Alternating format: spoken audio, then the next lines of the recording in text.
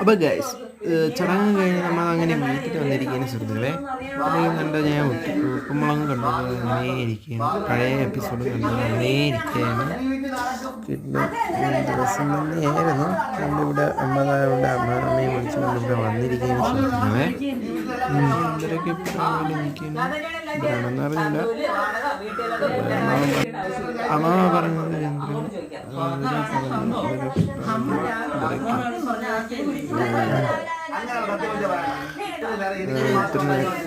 ഇന്നലെ അവിടെ പോയാന്നറിയാൻ ഞാനും അമ്മയും കൂടെ അവിടെ പോയാന്നറിയാൻ വേണ്ടി വിളിച്ചത്. എന്തിനാ അവിടെ പോയാന്നൊക്കെ ചോദിക്കുന്നുണ്ടായിരുന്നു. പറഞ്ഞു കഴിഞ്ഞിട്ട്